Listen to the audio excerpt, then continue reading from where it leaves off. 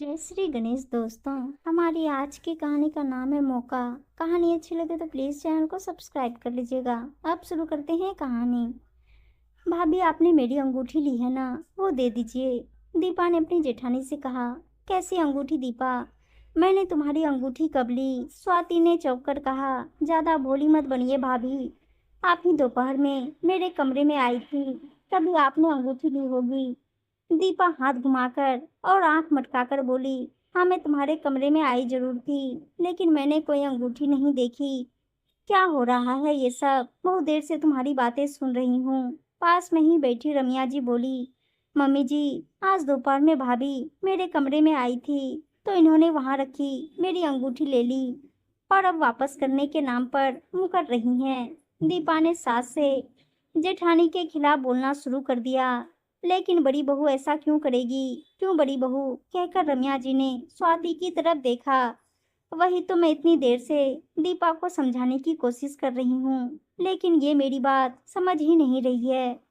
दोपहर में गुड़िया गर्मी से बहुत परेशान हो रही थी, इसलिए मैं एसी की वजह से दीपा के कमरे में चली गई। गुड़िया को सुलाते हुए मैं भी लेट गई।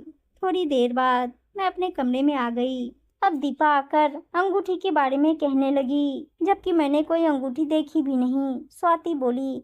दरअसल दीपा की नई नई शादी हुई थी, घर का सारा खर्चा एक ही दुकान से चलता था, जिसे अपने पिता के साथ स्वाति का पति मनीष देखता था।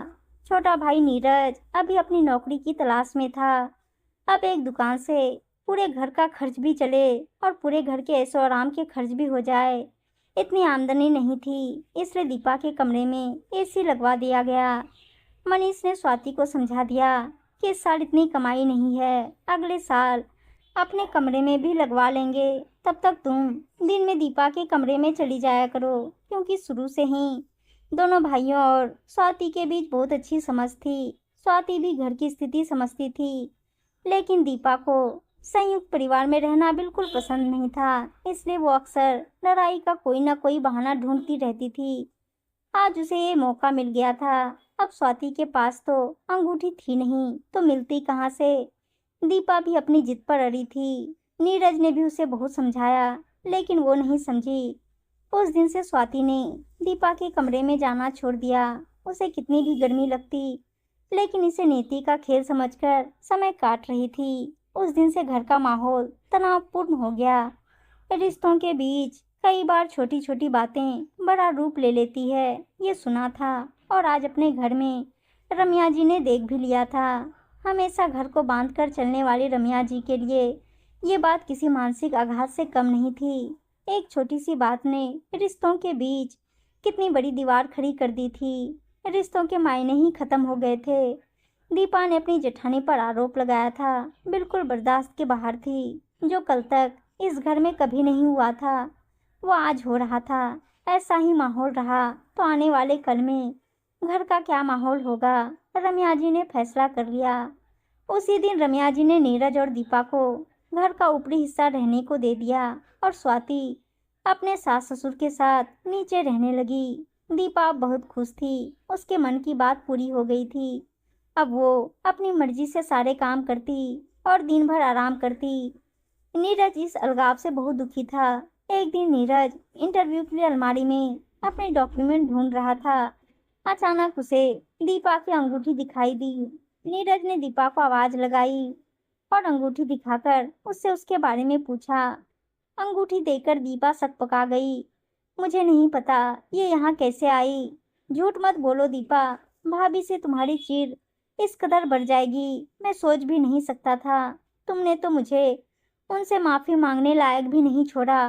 वो मेरी माँ जैसी है। तुम्हारे आने से पहले उन्होंने माँ की तरह मेरा ख्याल रखा। भैया चाहते तो पहले अपने कमरे में एसी लगवा सकते थे, लेकिन उन्होंने पहले हमारे आराम के बारे में सोचा। अब चलकर भाभी से माफी मांगो। दीपा नीरज के साथ नीचे आई और स्वाति से माफी मांगते हुए बोली, भाभी, आपसे अलग होने के लिए मैं बहुत छोटा सोच गई और इतनी छोटी हरकत कर डाली। दीपा, तुम उम्र और अनुभव में मुझसे बहुत छोटी हो। मैं जानती थी कि तुम मेरे साथ नहीं रहना चाहती, लेकिन उसके लिए तुम इतनी छोटी हरकत करोगी नहीं सोचा था। तुम्हें नहीं पता तुम्हारी इन छोटी छोटी बातों का रिश्तों पर क्या असर पड़ा है।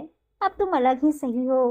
अब शायद मेरे मन में तुम्हारे लिए वो बात कभी नहीं आ पाएगी जो पहले थी। स्वाति बोली और अपने कमरे में चली गई। दीपा ने रम्या जी के भी हाथ जोड़े, लेकिन अब क्या हो सकता था जब चिड़िया चुग गई खेत।